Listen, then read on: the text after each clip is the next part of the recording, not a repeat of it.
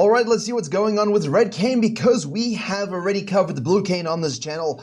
And as all KAYN mains know, this is an original strategy, a couple years old by this point. Covered it in 2020, I think the first time, where you just invade raptors early. Now, the thing about this particular strategy is it's a little bit coin flip. Alright, no one's rotating to the hack room here. Q is up very, very shortly. Here we go, we can turn back in there. We're gonna get the death proc on the Q2. And as you can see, mid lane didn't rotate, top lane didn't rotate. They're busy in their own walls. The idea behind this was better off when people were starting on red, because you can kind of queue up the wall here, hippity hoppity start the raptors, and then E while they're finishing the red and smite it away. So now it's a little bit more difficult to execute this when you are in a meta or a reality where people start raptors quite frequently. So this coin flip is not my style of gameplay. I do not suggest you do this. I think it's way too high risk, but it does showcase one important point.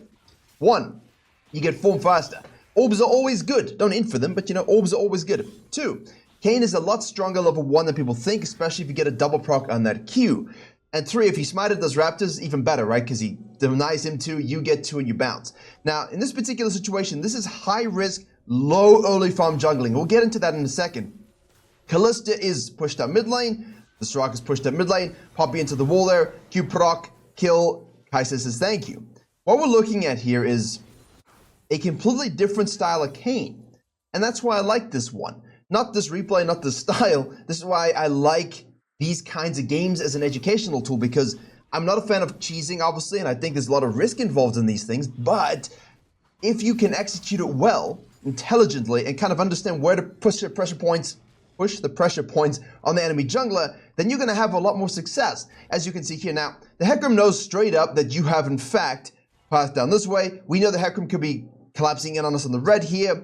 And the thing is, you kind of have to either give this up, potentially, or fist it out. Now, you gotta head to Virkayu.gg. Not only do I have a free jungle improvement resource, I also have a dedicated program with jungle video courses, jungle coaching, coaching classes, a jungle VOD library, special weekly content you'll see nowhere else. All of this available through a premium jungle Discord, which is highly active, a huge community that help each other climb using my jungle program and courses. As we have seen by everybody hitting their peak rank goals in Split 1 and Split 2 of Season 14 as fast as possible. So to climb faster than everybody you know and to jungle diff every game you play, head to Virkayu.gg or click the link in the description below. If this guy dies, if they are all based, then please just leave, go topside. Honestly, don't even do your topside. You got this, you got this, you got this, and you can gank this, as well. So the best thing about these strategies is it does teach you a little bit also about, look, when is it time for me to actually engage and when is it time for me to disengage? And figure out where my pressure points are, because I've compromised their start so heavily.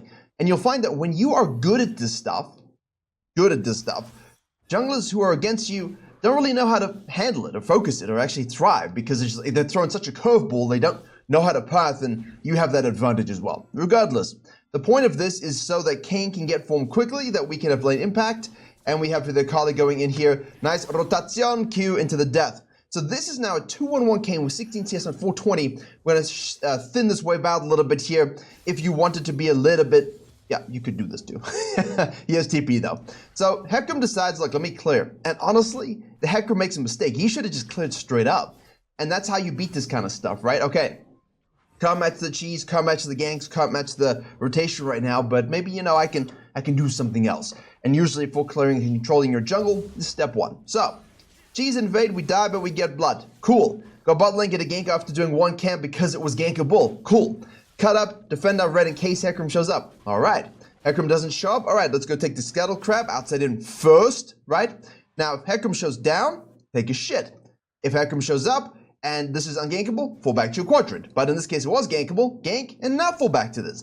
So you basically have everything you could possibly want in terms of map control here with the KAYN. And that's what he provides, better than a lot of junglers. Watch the wave here, of course, with this blue minion, really providing good vision control here. Obviously, if that wave crashes, you'll be detected. Here we're going to do the respawn of our raptors, and this is where you really start to notice people, how to say this, sucking. Because most people watch a cheese strategy video by whoever, right? It's not a good idea to follow those strategies. That doesn't work. Because the cheese is easy, right? The cheese is straight up the easiest thing you can do. The hardest thing is, what do you do afterwards? What do you do after the cheese is successful or not successful? That Silas Ultimate was a question mark of life itself, But apparently Hecarim is a question mark of life itself also, if we can double pun that one. So, you know, in this case, Kai'Sa's rotating also. Rotation onto the Qiyana, she dies. You go, Soraka's here. Okay, so a little bit of chaos. Don't really know what to say at this point. All right, I do. Here's the thing. You cheese once, cool, good on you. What do you do afterwards? How do you keep the pressure up? How do you stop the Hecarim doing what I said, which is just full clearing, controlling his camps, and not getting into the randomness? A lot of the times, you will lose out on the second and third rotation of camps because, as you see, we took this second rotation. This is second rotation as well. But at this point, we should already be thinking about grubs and third rotation camps. And we aren't because they don't exist. So someone who is better at dealing with this pressure without breaking will have all of those experienced slingshots available to them. And that's when you lose out. And that's when you're down 2 levels. The KAYN's done a solid job so far of playing off of the Hecarim. Okay, we're most likely going to have to give this up as well. And ensuring that he's actually kind of primed to either be equal in experience or ahead. And that's a big thing here. The Hecarim now is doing the grubs. He's finished the grubs at 705. He's a level 6 spiking jungler. We know he's going back in here. That's perfect for us, right? We compromised our own experience, but we also compromised his. And now we can steal this in his face. Obviously, pay attention to Qiyana roaming to the bottom side. So you take this, don't hit this just yet. The guy's going to think it's available. You can hit this afterwards because you're level 6. He, in theory, should be close to 6. He is, but he isn't quite because we have optimized our experience a little bit better than he does. We're going to go deep inside the horsey soul, hit the W there. There's another Q proc, and he dies. The ping coming up from Hecarim, he doesn't know how to deal with this. And that's where cheese works well. If you are already a good fundamental jungler, cheese is not going to make you a better jungler. It's going to make you climb a little bit easier, but it's not really going to be that great, okay? And because eventually you're going to run into people that know exactly how to counter you. And because you don't really know what to do after the initial cheese factor. Here's a really good example of why KAYN is so damn good overall in the meta, but specifically why Ross is so damn good. So we're going to look at that when he does get form and see how that plays out. Kali again going under turret, taking free shots for no particular reason. She wishes Shroud was like back in the day when it didn't actually take turret shots. But again, overcommittal, knows KAYN's in the vicinity, gives him another free kill. Now we do have, in theory, actually I can't even see it. We should have form at this particular stage. I don't see it on the HUD there. We don't actually have form. I want to see the percentage. We must be really close, but I can't see it. I'm so sad. Anyway, it will come thusly. Patience. So, KAYN is great at a bit more map control, farming, and, you know, getting some strategic orbs, delaying the form a little bit. He's also really good at a nice hybrid style of ganking and playing around a 6. You know, those good things, rotating and counter ganking, counter jungling. But he can also do a hell of a lot of cheese. So the champion, essentially, is able to do anything. And then, depending on your win condition and composition, can become anything. And as long as your itemization is good, you're always gonna be good. So, over the wall there, Hecarim shows. There's the Poppy. Kalista ult, knock up onto that one. We turn back to Peel on the Hecarim there. He gets grounded. And we're gonna Q proc again. The Qs are really good this game. Obviously, we do have an ult available now. There's the Striker going another Q. We're just stacking the orbs to make sure we do, in fact, get that form there. Oh, the flash into the Q, into the R, into the extrication. That death is fine. That death is fine. Because when you are something like a KAYN, a Talon, these kind of junglers who scale so obscenely well with gold, you know, you're going to take this gold, get form, finish Shojin. You're going to be way stronger than the Kalista's going to be from the kill of the Hecarim because you've already destroyed him so much, you know? Absolutely huge play there. I like the flash Q in, into the R, pull yourself out, get the kill. Now we should, in theory, have form. If we don't, I'm going to be actually shocked. There it is. Probably already had maybe... No, but they're all melee, so yeah, we should have. Yeah, that's a little... Okay, it's okay. We got it. 10 minutes, it's fine. Solid. Hecarim, why are you not leaving? Why do you stay? I don't know why he stays. But you'll notice from the thumbnail, hold on, more fisting as everyone overstays, as they do, and this is the thing, right? You're looking at this and you're like, well... Everyone's overstaying. I guess I'll do the dragon. And then they'll rotate to you and you're like, oh man, do I really have to ditch this dragon to fight this? And then you look at this like, well, I guess I don't really have a choice there. Looking for the W. There it is, backline, ult up in 28 seconds. Obviously, we don't have any other weird runes to help that a little bit. Rost is super low. There's a Q. Sorry, Hecarim super low. There's a Q by Rost. Backline here, Qiyana back over the wall. There's a Kali. We're going to hit that double W into the backline. Q to the backline, get another one. Another auto attack kills that one. E into the wall for healing. Poppy W to keep grounded. Another Q auto attack. KAYN. Rost, KAYN, Shojin. As I was saying, because I just want to do the dragon. See, that part is very much me. Like, I like that. That, how we get to this moment, many different ways you can do, right? I don't coach a dogma. I know what works for me and what works for the majority of people as I want to climb through the different ranks. What works in high elo, what works in challenges, masters, etc. But there are these kinds of game styles, like with this KAYN, that do work. But you got to be thinking, right? The whole time you got to be thinking, and you do have to know your limits and have great mechanics. But the reason why Rost is so goddamn good and better than Blue KAYN right now, I said it, it's true.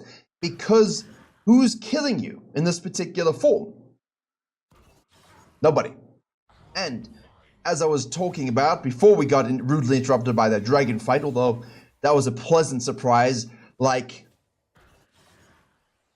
well, fill in the blanks. The Shojin, with this Black Cleaver, with the Sterex, hello, we're just living in his jungle now. It's like, what do I do?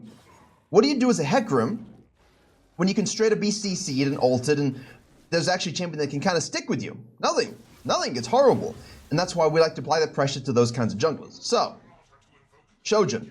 They shifted it, but we get the basic ability haste. So if you guys recall the cooldown-based Man and Moon Blue KAYN builds, right? Where we just want to Q spam as much as possible. Yeah, right? It's a great mobility spell, it's a dodging spell, and it's a double proc damaging spell. It's this. You see how we're queuing around the map here all the time? I mean, at this point, we've maxed it, obviously. The cooldown is 3.13 seconds. You know? Huge. And Shojin gives us that basic ability haste. Now, you can't read the passive there, but it stacks up as well. So your damage stacks up the longer you're in a fight. Ross is really good at that. People are so conditioned into rushing something like a Mythic. They're so conditioned, nice double camping. So just bring double camping back. This leash range shit is just annoying because, like, you know, it's because they just want an Eclipse. Right? Why must you buy Eclipse first? Because we must. Why must you buy Hubris first? Because we must. That's Mythic meta. Don't have to do anything right now. You can build whatever you want first. Don't build Black Cleaver first. There's obviously reasons why Shojin is good first. It's got a lot of HP, a lot of AD. It literally syncs up perfectly with the kit and the amplification of our cooldowns and the base abilities so we can actually do what this guy's doing. Makes sense, right? Cleaver second is always better because now you got your haste again, Q spam again. We got the armor shred, the stickiness, the HP, the AD. Hecarim is really clueless. He's lost all. He has no idea what to do. Like, we're at 14 minutes, 7.3k gold to 5.3k gold. There's a 2,000 gold gap. We're level 10 perfect. This guy's level 9 behind tempo. He's forced to go down here, giving us his Herald. And this is when he'll loop back a little bit, right? This is when he will maybe figure out, okay, I should let the Ross do his thing topside. I'm going to try and get some other stuff. If he figured that out sooner, we wouldn't be in this situation. But he didn't, because KAYN never allowed him to. Really got in his face. You know, I'm not a fan, again, of the invade die level 1. But this is by far the most intelligent execution of that strategy that I've seen in a long time. So this kind of new philosophy here on the Raptor studs, basically saying, look, we're going to kill each other. I'm hopefully going to outsmite you. I want to be able to, okay, well, at this point, I don't know if anyone can actually deal with the Rost whatsoever. Ult is available. You know, there's the Kalista showing up. He ults deep inside. They do creep the spacing there. We're going to queue for the backline there. Double W, unstoppable, untouchable, E into the wall. We do full shutdown. That's okay. You're allowed to have fun. A little bit of a limit test. Actually, you know what I'm going to say? I don't think this guy's limit testing. I think he knows exactly what he's doing. But, hey, maybe I can live. Maybe I can outplay the scenario. But the shutdown there is big. However, there's a principle. There is a principle in this entire game that is very important for everybody to understand. You notice how we drew 3 people to us. Kai'Sa gets a turret, this guy gets to bonk away. If it's pre-14, there's place to be taken. Kai'Sa gets to steal the Grump. Kai'Sa all of a sudden now is also 1,500 gold ahead because Kalista's over here, Hecarim's over here, Akali's over here. Everyone's here. And your team can then play off of that. And most of the time, they're not going to play off of it in an intelligent way or do the best thing they could do, but they will always get something. And that's important because even if you are not in this Ross case, maybe you are still strong, you've played well, but it's a rough game. I had a game like this earlier as well. You know, I still drew the focus at 3 people. Like, I forced enemy ADC to flash and barrier, the Shenna to walk over to me, and I wasn't even relevant really in the game. I could just do that to Jhin. Took 2 people onto me, myself, while my team cleaned up the numbers advantage. And I died and got 1 assist from it, but Sums burned, focus twisted, team split up. My team managed to win the fight from that. We got Baron once I respawned. So Whether you're fed or not, being a distraction in a good way is always something that your team can use. Now, Kiana shows up. That's the worst ult we've ever seen. Definitely not Super Server. We're going to do a little bit of a Herald trickery. There's a Q. There's a W. Another auto attack possible. Of course, another Q as well. Get yeeted. Grounded by the Poppy there. We can turret dive this one 100%. Ult is available as well. As I said, we don't really need it. Poppy takes aggro. Unlucky for her. Tragedy. Didn't ask. Gnar and Poppy, Gnar and Akali top lane are just existing. Oh, this guy is still being...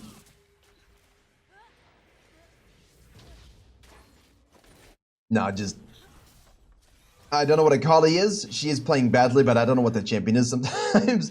Either way, Gnar gets one back. Dragon's available. And this is where you're just unkillable. And that's why I like this over the blue KAYN. Because he tried this blue KAYN, sure, Soraka dies. But you don't have the sustain to actually sit around. Like that dragon fight, you don't have the sustain to do that.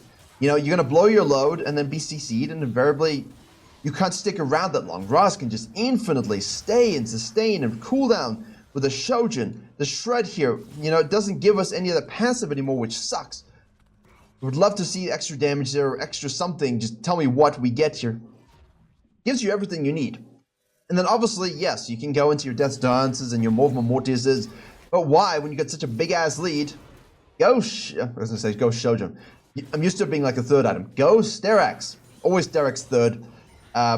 Just survivability, tenacity, too useful. Everybody gets a red now, Mr. Silas. You don't need to be taking that away from me. Warded here. We know it. Soraka might show up. I mean, who can win? I mean, let's have a look here. W hits. AoE Q. She goes over the wall because it's Akali. We can... a little bit of faking out. We do have... our ult available there, W. Remember to walk up, get that auto attack Q if you can, otherwise Q straight up to your W, whatever's necessary in the situation for your DPS, and of course depending on their tenacity. Now Akali's going to be running away. We do have Smite here, so if we can get a range... Oh! Over the wall? Unlucky. I mean, you might as well chase Gnar, and again, Kai'Sa pushing in the bottom lane. The big problem for us is 100%, there it is. Good night. The big problem for us is 100% the Akali, being able to eviscerate, you know, the Kai'Sa or someone on your team. No one else is really big threat, so while this is an overchase, it's a better overchase because your team are just crushing it down the sidelines. You got, you don't have the grub advantage, but who cares? That's the biggest thing, you know. I've been talking about grubs a whole year, like, hey guys, grubs, they're so important. People are like, yeah, but dragons. I'm like, no, because they'll take 2 and I'll use the grubs to get turrets and then have a gold lead, so the next 4 dragons are mine. You know, unlike the Miami Heat will actually deliver. Whereas in the case of everyone now focusing the grubs, I'm like, take the first 3 if you want them, take them. I'll just go do a dragon, take your bot side. And now you're like, but didn't you just say grubs are OP? What's OP is how you use what you get and what you deny the enemy team from having. So if I can use the dragon to allow myself to perhaps offset that to get the second 3 grubs and no one gets mites, and then I can get the 4 dragons soul, you know, 25, 28, then cool, right? Cool, then I win. I'm okay giving up the first batch of grubs for that. It's really, you gotta think about it logically. If you cannot do the grubs first, but you can do the dragon, do the dragon. If you cannot do the dragon, but you can do the grubs, do the grubs. If you can do both, do both. You know, don't constrain yourself into thinking you need to have one or the other. You really don't. It's more about how you use which one you get and how you translate that into better map advantage. And obviously here, the KAYN gave up the first batch, really. You know, didn't really care about them. We focused on the 2 dragons. Really useful for us as well, especially the Chemtech dragon. Whoa, deep Kai'Sa goes. You notice how, oh, I don't know why you would take that one. I think she was just trying something here. Ross over the wall after doing the Raptors counter jungling. There's W in the back line. W's really, really good. Flash is going through. We're going to be kited. One more Q. And then we're going to go deep inside. Obviously, the Sterax gets activated there. Now we can respace onto the Soraka. We'll flash out. Drawing focus again. You know, hopefully your team can play off of that. Unfortunately, Kai'Sa is dead. There's the Poppy. Knockback. Ross is not even interested anymore. Sean Connery. He's just pushing mid lane. I like that too. Like, you don't have to go to a doomed fight, right? You can just go ahead and push the turret. Inhib is early, but it's 21. That's fine. I don't think we're ever going to throw this game with this gold lead. But you still got to see it through. Too many times, people do not see it through. And tragedy befalls. We have covered many Challenger career videos in the history of this channel, including Faker and Canyon. And they always have a little bit of fun sometimes on the Nexus. And We have seen games go another 10 minutes longer. You're giving them the opportunity to maybe come back. You don't really want to do that. That's why these games are largely quick. You know, when it's a comeback, like we did a few videos ago, when it's a comeback or losing lanes, you play differently. But ultimately, the goal is to have such a big lead here, 20, 25, 30, right? No matter what the minutes are, that you are doing this. Top inhib, mid inhib, bot inhib, focusing on the objective you want to snack next. You don't need to force a Baron for no particular reason. You don't need to force dragons unnecessarily. You can honestly, like here, we don't need to base, right? We're full build and no one can stick with us. We're level 15, 3 levels up. There's a double W. There's the auto attack into the back line here. Q against the wall. Ult deep within the Hecarim there. Kai'Sa gets the proc for us. We turn back to peel the Akali a little bit. W hits Q against the wall to shorten that proc timer. Remember, it's a spaced out ability spell. But if you do it against the wall, it's much quicker, much like a Graves Q. So use it against walls as much as you can in these fights. Kiana is upset. And with the upsetness of her, we shall just end this game. This is why I like Ross better.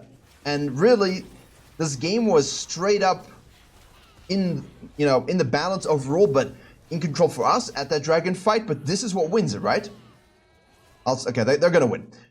This is what wins it. This fight right here. You know, yeah, we're up by 1,000 gold, 900 gold, but most importantly, we're at 5.1k gold. Hecarim's at 4.4. You know, no one in the enemy team, like, that's it. Hecarim's at 4.4.